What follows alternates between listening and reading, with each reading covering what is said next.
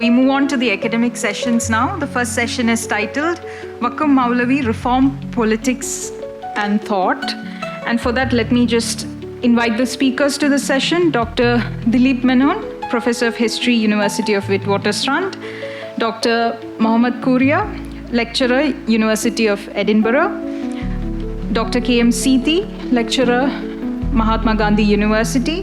Dr. M.S. Vishak, Assistant Professor, IIT Guwahati, and Dr. Dayal Paleri, National Law School of India University. Welcome to the session. And to moderate this session, let me welcome Dr. Siobhan Lambert Hurley, University of Sheffield. Good morning, everybody. It's a pleasure to be here with you today, and I'm going to be moderating the first session.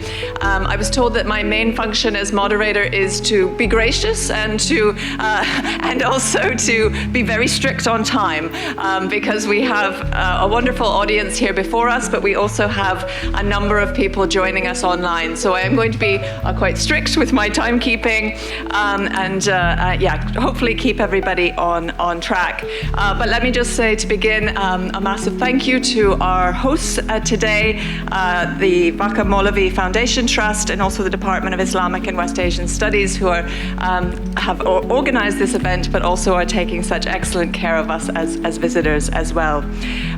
So just to note that we're going to have 4 speakers in this session.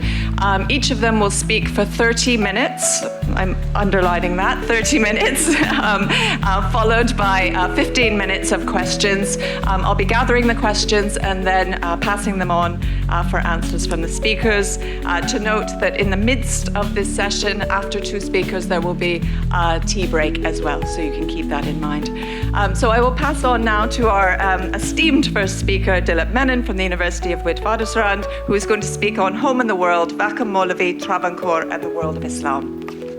So good morning, everyone. Thank you all for being here, and it's a pleasure to organize a conference of such a distinguished array of historians who have been working on very, very broad topics, not specifically on Vakkom Moulavi and Islam, but to actually think about Vakkom Moulavi not as a local figure, not as a regional figure, but as somebody who sits at the node of many conversations, to understand him less as an individual, but as somebody who is engaging with a world of ideas that stretches all the way from Southeast Asia to West Asia and beyond. Which is why when we framed the conference, we began with a talk by Dr. Rakshanda Jalil on Hazrat Mohani, who was not from a princely state, but who was from British India. And so British India is the overstudied part of the Indian subcontinent, and then you have the 543 princely states, about which we know less. So the question here is, how do we think about the thought and life and ideas that are emerging from the princely states, which may stand in contrast to the kind of standard narratives that we now have of British India. So that's a larger question that we're going to be looking at. So before I begin, may I request everyone to either shut off their cell phones or put it on silent, because it's been very disturbing to have people's cell phones go off in the middle of conversation. So to begin, can we just go on to slide 2? Oh, sorry. Yeah, that's good. So one of the important things here is to try and recover individual lives as against ideologies. We tend to write lives of people as if they were Hindus, Muslims, and Christians, and situate them within larger ideologies like, in the instance of Muslims, of Muslim revivalism, Muslim separatism, and so on and so forth, which diminishes our understanding of individuals in terms of their capaciousness, in terms of their engagement across religions and across identities. So yesterday, when Rakshanda Jalil was speaking about Hazrat Mohani, there were all those wonderfully devout poems that Hazrat Mohani wrote to Lord Krishna, for example. And similarly, if you think about individuals like Intizar Hussain in Pakistan. So the important thing really is to disembed individuals from their merely religious identities and to think about the larger capaciousness of their minds. The second thing is to think about the fact that one lives in an entangled world, that we have to think about the world as constituted through these conversations and dialogues that are happening between Hindus, Christians, and Muslims. That each of these individuals, in their search for a new world, in the search for a new paradigm, in the search for new ways of being, actually engages with ideas that come from everywhere. And this has actually been something that's been set aside in the writing of South Asian history, where Hindus study Hindus, Muslims study Muslims, and there is very little dialogue that happens to understand individuals. And it seems to us to be a surprise that Hasrat Mohani should be writing a prayer in praise of Lord Krishna, and it need not be surprising. This is the way in which people lived. It is the growth of a certain kind of nationalism, it's a growth of a certain kind of separatism, an increasing separatism in our present that gives us an image of people locked into these hermetic identities. So one of the questions that we are really trying to look at here is to think about the difference between British India, which has been overstudied in terms of nationalism, communalism, partition, and so on, as against the histories of these diverse states in princely India, where there were some states with a Hindu majority, some states with a Muslim majority, and contrast this against the story of British India, where there is a particular formation emerging where a lot of us are aware of the textbook formula of divide and rule, for example, where Hindus and Muslims are set against each other. So how do we think in our very own narrow strip of land of Kerala, when we look at the way in which the history of Malabar has been written, the history of Malabar is largely set within the paradigm of anti-Western, anti-colonial sentiment, whereas if we look at Travancore, it was largely anti-monarchical sentiment that actually set the tone for politics, and Vakkom Moulavi, Swadeshabhimani Ramakrishna Pilla are all part of this. The anti-colonial element comes up much later. As you know, there was no Congress committee in Travancore till much later, as compared to British India. So if you think about the archetypal figures for Malabar and Travancore, for Malabar it would be somebody like Syed Fadl, right? And his engagement with ideologies coming across the ocean. We are aware of the tenant struggles of the Mappilas, we are aware of the Mappila rebellion. But when you think about Travancore, we are thinking about figures like Vakkom Moulavi, intellectuals, journalists, people who are engaged in this constant dialogue across communities and seeking to create a democratic citizenship within the space of Travancore. So one of the things we need to think about the ways in which our understanding of South Asia has been exploded in many senses, and many of those who have helped us to do that are here, people like Yasser Arafat, Mahmoud Kuria, who have actually begun to engage with the idea of an Indian Ocean Islam.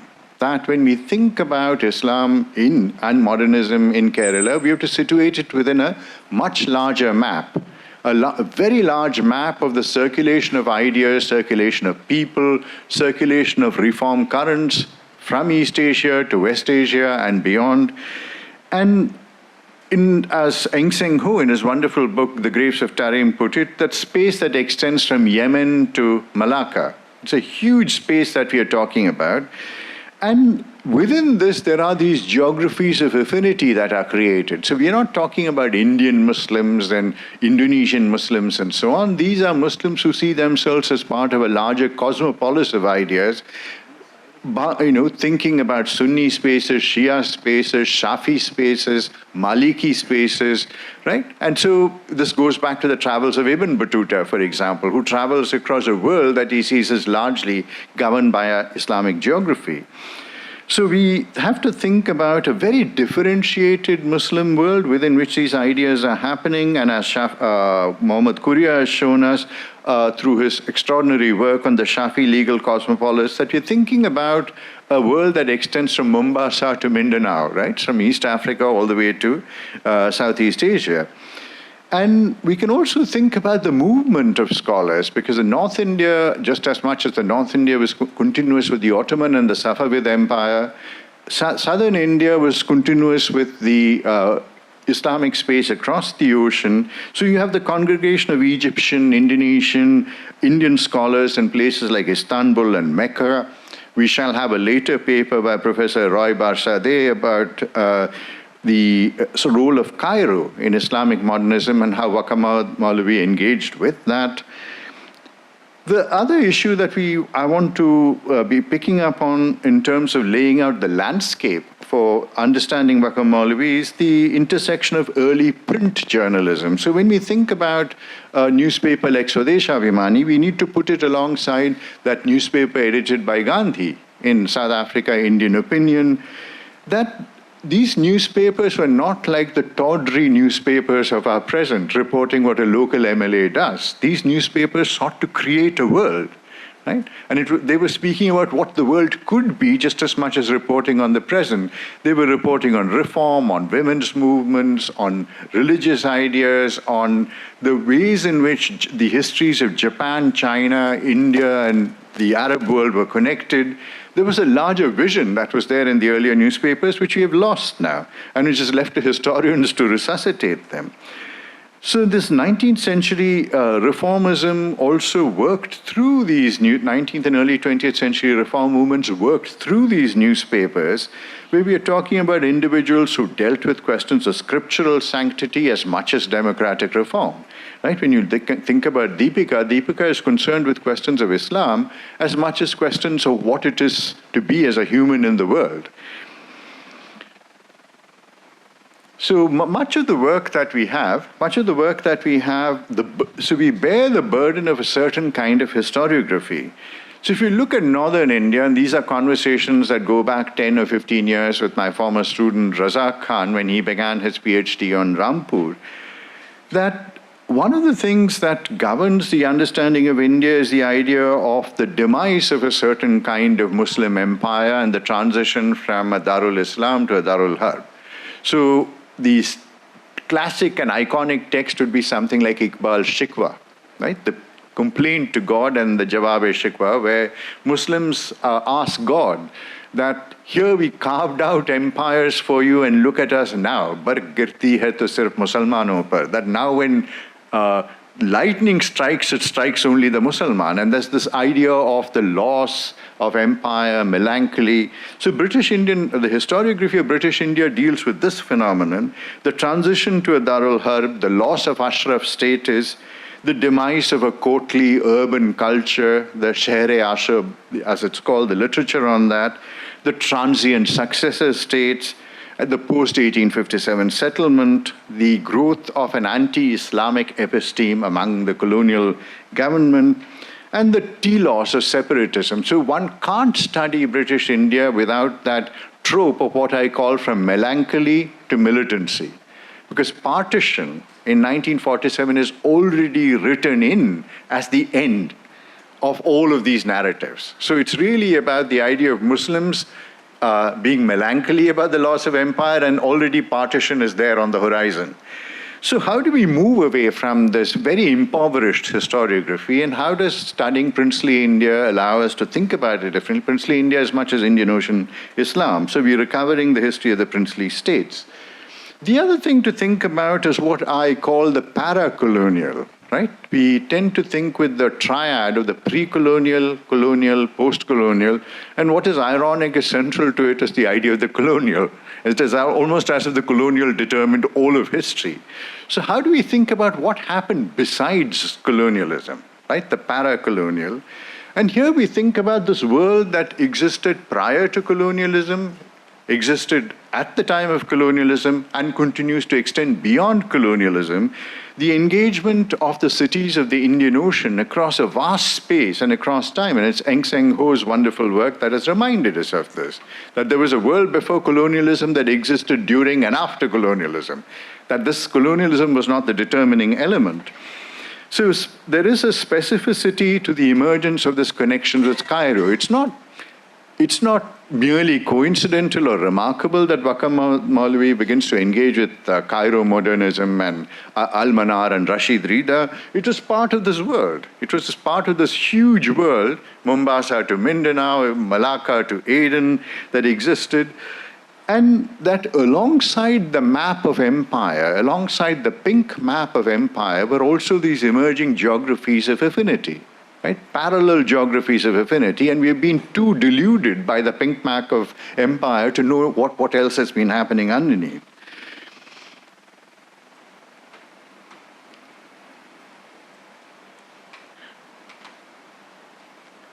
So to briefly get on to the story of journalism, and then I will speak about journalism and religious reform. How much time do I have? 17 minutes, good. It's important when we think about the issue of journalism, and we begin the story with Swadeshabhimani and the journals that he found, that Vakkom Moulavi found, that there is a prehistory to this. Right, and this is something where we need to put Vakkom Moulavi within the larger history and the longer history of journalism, which arises out of missionary enterprise. So we have to think about that Christian-Muslim dialogue that sits at the heart of the beginning of journals, where the missionary journals were concerned with setting up a paradigm about God as much as useful knowledge, as they called it. So 1847, you have Rajya Samacharam, you have Paschimodayam, you have multiple journals that are emerging in Malayalam.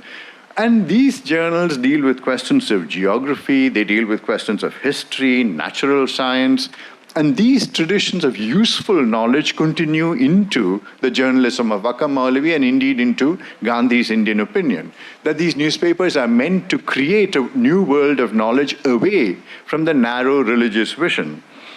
And Travancore, there was a constant tussle between the monarchy and the press, and this was something that's a very specific historical conjuncture, that the monarchy constantly militated against this explosion of freedoms, this explosion of ideas, and there were constantly presses being shut down all the time. There were strictures placed on presses, strictures placed on publishing, a censorship which we are very familiar with now, but it has a long prehistory, as it were. So when he set up Swadeshabhimani in 1905, there's already this prehistory of journalism and of a certain set of issues which are central to journalism. Muslim is founded in 1906. The Al-Islam in Arabic Malayalam is founded in 1918, Deepika in 1931. And So Arabic Malayalam, as we know, is one of those, Vakkom Moulavi is one of the foremost proponents of this, and there's a reason why he does this. Arabic Malayalam, as we know, the earliest texts date back to something like 1697. So it's the late 17th century, and it's a mixture of Arabic, Urdu, Persian, Malayalam, Tamil, Sanskrit, Kannada. Kannada. And this engagement with Arabic did not emerge as a counter-imperial medium. So in Africa, when orality moves to literacy, the emergence of Arabic allows local communities to create a counter to the emerging imperialism. What we have here is that in South Asia, this is a new work by Annette Linau, has argued that what you have is an attempt to create a language that sits easily within the community, creates opportunities within the communities, and creates dialogue and reform. So it's not merely as something that is posited against an imperial ideology or an imperial umbrella, it's also turned inwards. Now, I don't mean an opposition between the two, but it's largely focused on creating a sense of community. And Vakkom Moulavi saw the advantage of Malayalam also in bringing local Muslims to an engagement with modernity and jobs. So in that sense, there is a certain similarity with Sir Syed Ahmed Khan in Aligarh. Right? And these are the parallels we need to draw to pull Vakkom Moulavi out of a merely local landscape, not see him just as a Travancorean entity. So the acknowledgement of the need for literacy, which is what lay at the heart of Arabic Malayalam, was a pragmatic acknowledgement that this literacy was towards something, right? It was not merely like the reading of the Quran, which was towards the reading of the Quran. This is a literacy that was to guarantee jobs, to engage with modernity, to engage with a larger world out there. And here again, we're not talking about a binary opposition. So Anderson has argued that the Arabic was mutable, but yet retain the status of a truth language. So there is this fundamental understanding that Arabic is related only to the Quran, in some sense, that it's something about revealed traditions and truth language. It's about the democratization or the democratization of Arabic that we see in Vakkom Moulavi, that this learning Arabic and learning Malayalam is towards something. It's a very pragmatic engagement with the idea of language. So when we think about these newspapers that he founds, the range of newspapers, my colleague Isabel Hofmeyr in South Africa has argued that when you think about printing, printing is nearly always associated with reform. In the late 19th and the early 20th century, the question of the reform and the question of progress, the figure of the printer, editor, proprietor, and Vakkom Moulavi is not unique in this. Gandhi is another example, and you could think about multiple examples in England as well. So when we think about the first issue of Swadesh Abhimani in 1905, it was an 8-page issue which dealt with agriculture, with medicine, with history, with literature, and so on. So you can see where the pragmatism is going. And the association with Ramakrishna Pilla that Vakkom Moulavi forged, and there were several aims here. One was to formulate an organized public opinion. So this alliance is not a religious alliance. The idea is that newspapers have to create something called public opinion, which did not exist at that time under a monarchy, which is forbidden under the monarchy. The second was to make people understand government policies. Right? So if you have to create democratic citizenship, you have to create a public opinion, you also have to help people understand that this is what government should be doing, and this is what government should not be doing. So it is a whole process of, one could call the newspaper a kind of tutorial, creating citizens. And creating citizens beyond religion. It's not about Hindus and Muslims. It's about creating an idea of citizenship that transcends these distinctions, and finally to guard against corruption. Right? The corruption that comes out of absolute power. Now, all of these are lessons for the present as well, I would think. So when he teams up with Swadesh Abhimani, when he teams up with Vakkom Moulavi, he's repudiating the divine right of kings, thinking about citizenship and subjecthood, as I said. And there's also a kind of beginning of, and this is something that's not spoken about often, it's the beginning of a yellow tabloid journalism. Those of you who are familiar with Ramakrishna Pilla's writings, there's this ceaseless attacks on the concupiscence of the divan, that there is too much sexuality happening, that there's money being... We don't know whether these stories are true, but there is a relentless attack on the divans that happens, and this was spoken about yesterday as well, that this is a dangerous thing. This is what Mr. Jayakumar pointed out. But alongside all of this, there's the need for Muslims to enter government, know English, engage with religious etiquette, the necessity for worldly progress. So what we have here is something that is both religious and secular at the same time, forward-oriented, practical knowledge, useful knowledge, creating citizenship. It's a whole range of issues. On the question of religious reform, there will be many more people speaking with greater expertise on this, and as I said earlier, I've only begun to read Deepika, and now the volumes of Muslim are now being translated, are being put together and will be available to us. Al-Islam will be available to us, and I was told that all those who know Malayalam among the speakers will be given all these volumes as a gift, so I look forward to that and to reading more. So this question of religious reform, how is it that how can you take back religion in a time of corruption? When you live in a Darul Harb, how you take it back to as it was practiced by pious ancestors? How do you go back to the canon, right? And what does that mean? Does it mean a mere looking back? Is it an engagement with the present? These are the questions that force this inquiry, that prompted this inquiry, the focus on the individual, the focus on accessibility, the focus on rationality, the focus on the demotic, to move away from the ulama towards a popular engagement with religion and its texts and so on. and the translation of the Quran with explanations. And this was something that, again, bothered Vakkom Moulavi quite a bit, that when you translate the Quran, was Malayalam adequate, right? Because here again, we get back to the question of Arabic as a holy language, something with an immediate access to God. Was Malayalam adequate? And of course, this was a rhetorical question because he did see Malayalam as adequate, but these are questions that he was raising for a public which was still not sure that the Quran should be translated, that it has to exist as a sacred text which stood above.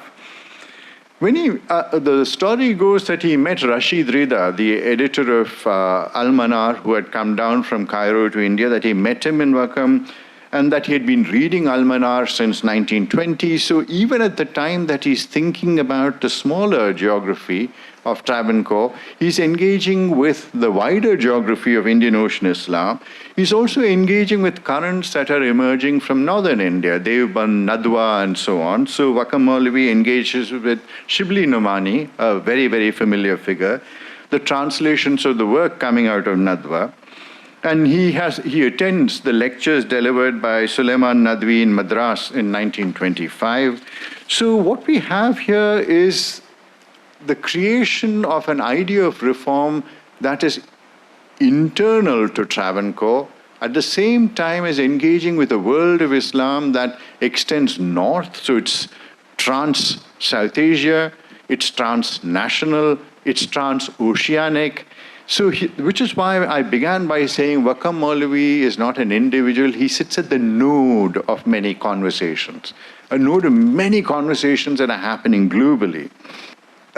So when we think about, I've just picked up some quotations for you to look at to give you a flavor of the writings here. The decline of the community, the Muslim community, is because of the changes that have occurred in their religious beliefs. The community has been deformed unrecognizably by the percolation of local elements into it. And this is the search for a true religion, right? And here it's important to understand that this is not a mere retreat into some kind of ideal. What he is trying to do is to pose a problem, right? This is not a solution that we now need to go back to some kind of original purity, which cannot be recovered. So the community has been deformed unrecognizably by the percolation of local elements into it. One can therefore see a lot of traditions borrowed from other religions. There are many bid'ahs or innovations imbibed from other religions being presented by the clergy as something integral to Islamic belief. So this is a very complex paragraph, right? It's a complex paragraph that talks about an idea of religion, an idea of its corruption, an idea of who does the corruption, an idea of how to engage with this corruption. So I just want to put it out there, and we'll have more discussions about this as we go on.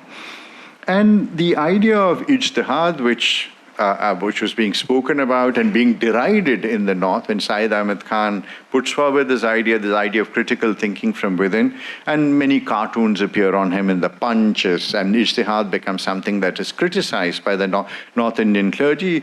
What you have here is this genuine engagement that Vakkom Moulavi initiates, which is not the object of scorn or ridicule. It is something that is seen by the community as vital and as necessary, right? And this is the important distinction, I think, between what is happening up north and down south.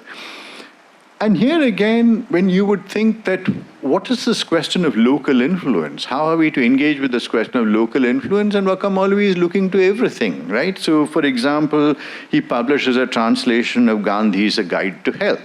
So, this is an interesting question to ask. So, in the reform of Islam, if you are actually trying to think about the percolation of local elements, right? So should he be engaging with Gandhi, or should he be only engaging with other Islamic thinkers? And for Vakkom Moulavi, it's like everything is grist to his mills. Anything that helps the Muslim community pragmatically in moving forward.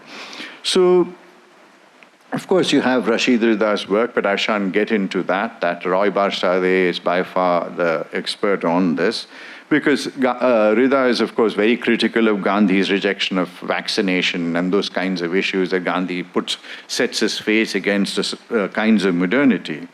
So what I've tried to do for you here, and I'd just like to wind up. So this question of reform, and this is what I'd like to end with, the quotation that I'd like to end with. So it says here, reform can have two senses. In the first sense, it is like modifying a machine by making changes to its previous form and shape. In the second sense, it's like amending a machine by making no changes to its previous form and shape, but fixing it and removing the rust that has encrusted it over the centuries. When I use the term reform in the particular context of Kerala Muslims, it refers strictly to the second sense. This removal of rust, removal of burnishing. So this question really is that of opening up Islam to these multiple influences that are happening, engaging in dialogue, to be aware that to retreat into some kind of hermetic inquiry is probably going to be counterproductive. That dialogue is constantly necessary, so that when we think about Vakkom Moulavi, we have to see him again as a node in the conversation that's happening between Christians, Hindus, and Muslims, between British India and princely India, between the space of South Asia and of Oceanic Islam. And so understanding Vakkom Moulavi as a node allows us to think with a much larger landscape within which he can be situated. So thank you very much.